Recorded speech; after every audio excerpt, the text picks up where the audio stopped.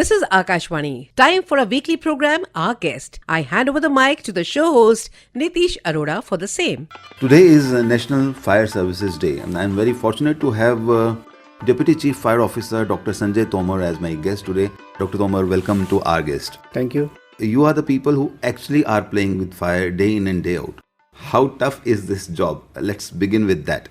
Firefighting is a very tough job, particularly in metropolitan city, because you have different kinds of risk involved in one building. In one building, you may have coaching center, you may have residents on upper floors, and then different classes of occupancy. We call it mixed occupancy. And we all are using different kinds of fire hazards, like in the shape of LPG gas cylinders and electrical installation and UPS that has battery that can also explode.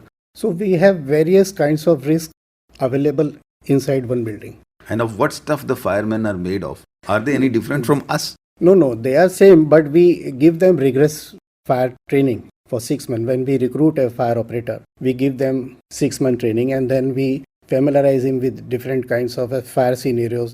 That confidence is built up amongst them. And we as an officer see that their lives are safe, they are not put to danger while firefighting. And unfortunately, we lost some of our colleagues and friends and senior officers. But this is our job. We have to do it. So how well equipped are our firefighters nowadays? The government has given us opportunity that we buy the latest full protective clothing that contains trousers, coat, gumboot and helmets. So our firefighters are having the best fire protective equipments with them. Very heartening to know that our protectors are fully protected now, properly geared to tackle any kind of fire. So let's come straight to the person who is here with us in today's our guest, Dr. Sanjay Tomar, Deputy Chief Fire Officer. Dr. Sahab, how did you come to this profession and when? I joined Delhi Fire Service in the year 1993 after passing sub-officer course from National Fire Service College.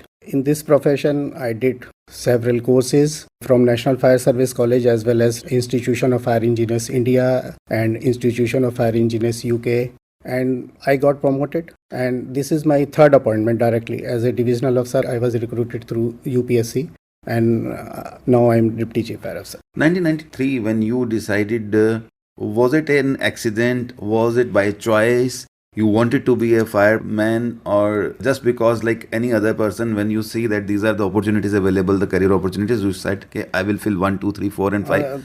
There is a story, our house where we used to live in an old Delhi. One fire station at Pili Koti was there and my friend's father was working there. And one day he came and he gave me the entrance exam papers. Okay, you fill it, and I got selected, and then I did fire sub-officer course from National Fire Service College, and I was recruited. When you are also in a position where you are recruiting people, is there enough flow of youngsters joining these services, or there is some cap in demand and supply? No, there is no gap, and youngsters, even nowadays, females are also joining fire services. Earlier, they were reluctant to join fire services, but now many state fire services like Mumbai and other in the cadre of firemen as well as in officers. Many female officers are also there who are recruited through their state PCS.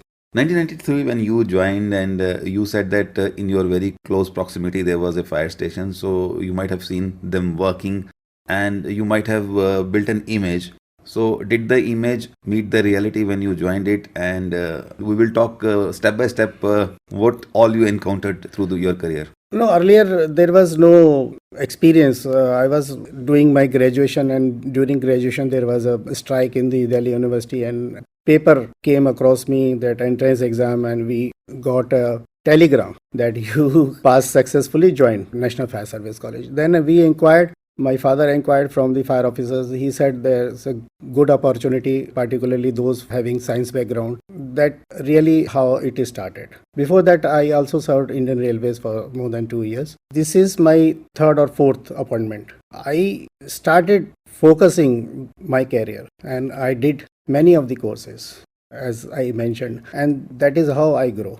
And there is ample opportunity. Earlier, there was only one National Fire Service College, Nagpur, under the Ministry of Home Affairs. But now many universities are having BTech Fire Safety, BTech Fire Engineering, and BTech Fire. So ample opportunities are now available in India to do this course, which is prerequisite to get an appointment as a fire officer or as a sub-officer in fire services. Tell us about your first encounter with the real fires. See, at the college level, at the training level, there are very demos and all those things that you learn to fire. What was your first encounter with the real fire incident? There was one fire in Old Delhi in which a huge explosion occurred and the shutter went away up to many meters away from the building. So that was very frightening.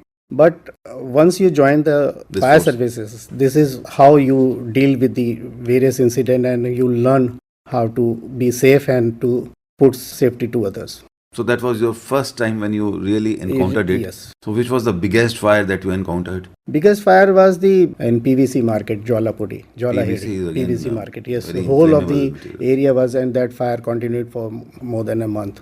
So that than a was month? Yes, because whole of the area, many kilometer area went up in flames. That was 90s. Were there any casualties also? No, there was no casualty. Fortunately. But fortunately, there was no casualty. But fire was very big. You can see the smoke from the Gurgaon or Faridabad. That was How well our town, our city, Delhi and NCR are now placed when we look at their safety standards vis-a-vis fire accidents? Earlier, fire safety norms were not existent. In Delhi, there were few buildings presently there are Rajendra Nagar, which are high-rise, but there was no law. And we lost our one station officer, Kishori Singh, in the year 1984. After that, government realizes that we should have some fire safety norms, and first Fire Safety and Delhi Fire Safety Act came into existence in 1986, which was applicable only for buildings having height more than 15 meters. And that was repealed in 2010 with the Delhi Fire Service Act, which is in existence now. And we have Delhi Fire Service Rules 2010. So now we have ample legal power for the fire safety across Delhi. So does the department do some audit, visits various places? There are still certain get-outs where you as an individual go. You are not somebody who knows the rules and all. But when you go there and you find that, oh, the wires are hanging and these are disasters in making.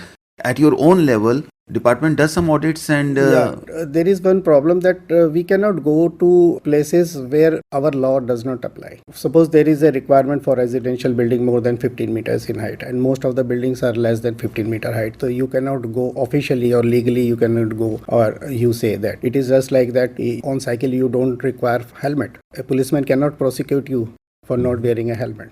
So it is just like that. Delhi was almost more than 70% was not urbanized. Now many urbanized villages have come up, in which we have seen that occupancies are different occupancies in one roof. They must be having godowns, shops at the ground floor, then residence on the first floor. The problem is that we cannot apply our act on them. And the biggest problem is that they operate with a single staircase. And near a staircase, you may see in many buildings like electrical installations like meter board. And near electrical meter board, you have parking, scooters. So when there is a spark in an electrical installation or meters, the fire goes up to the vehicles and there is only one staircase which will be rendered unusable for the occupants to escape. Sir, it is often said that prevention is better than the cure. From what I gather from your answer, it seems that you are only onlooker, bystander, and just will act only when the fire happens. You said that we cannot go and tell them. Maybe at an initial stage when they are getting the approval of the buildings, the design is something else. But sumo moto, you cannot do any audit of a place and go and tell them that these safety norms are not being taken Earlier, care. there were no study. So we were not knowing how the fires are occurring, where the number of deaths are occurring. So after these studies, we are promoting that fire safety requirement is not in the building which are high-rise only. We are now focusing. And the number of actual fire calls in those buildings is less than 1%. The number of people who are dying, you don't have any... I raised this question at many international fire safety or conferences and different forums. And recently I raised this thing at the National Council of the Standardization for BIS. So problem, when you see what causes the main problem, you have to target that. Sumo Moto has contacted DERC to counter this problem, so shifting the electrical installations or your meters, electric meters, away from the means of escape. That is the Away first, from away from the means of escape, like a staircase, okay, means which of I escape. mentioned. What happens? Why the people die in a low-rise building? The number of deaths is zero in high-rise building, or where we are issuing fire safety certificate. The number of deaths and number of fire calls is almost negligible. What I am trying to focus here is that people see that their fire is less, but in fact it is not less. In fact, there are no two staircases because you cannot go and ask a builder to have a second staircase. We contacted DRC. We have conducted series of meetings with DRC to implement that, and we make them in the law, rule book, in DDA, and in our building bylaws. We put this thing that we should have the electrical installations away from the means of escape. So that is at the administrative level, but many fires occur due to our own negligence. From a fire person, I would urge you to let our public know that what kind of cooperation that you need from common man, and how should they be your arms, your eyes, your ears. People should look for the electrical installation in their homes. The first and foremost is electrical installations. Safety, because more than 70% of the fire which originates in residential buildings. There is a classification of building as per National Building Code: residential, educational, institutional, business, storage, and hazardous. So we receive most of the calls from the residents, and 70% of the causes of fire are attributing either to electrical installation, loose wiring, or how often at their own level they should check the electrical installations? At present, there is no mechanism. You have to help yourself first, Okay. because you have to get educated yourself. You can ask any electrical auditor or electrical man to have a electrical load of the house calculated. Okay, load. We of the- generally we do electrical installation and wiring at the first time, and then we increase the load, and we don't change the wiring. We don't see the maintenance of the equipments. We don't see the electrical installation which we are using are of a standard, and wiring is up to the mark. We don't install correct rating ELCB, earth leakage circuit breaker, and miniature circuit breaker. So you can cure the 70% to 75% of fire incident in your house by understanding of these things. So friends, number one is electrical connections. Number two, Number two, carelessness. carelessness. Carelessness attributes to around more than 20% of the fires. You in storage, you can see the lot of combustible material you are storing in the rooms or in open balcony. Like in Diwali seasons, we receive most of the calls. Many a times they cover their balconies. Yes, they Which is cover the also balconies. again- Careless throw of lighted BD cigarette ends. That attributes to many of the fires. And generally in summer seasons, people throw lighted BD cigarette ends in the grass also. So we receive most of the calls in forest fire attributing to these causes. So public has to be educated. They must see that their fire safety is their own business, and they must see that fire should not originate out of these causes.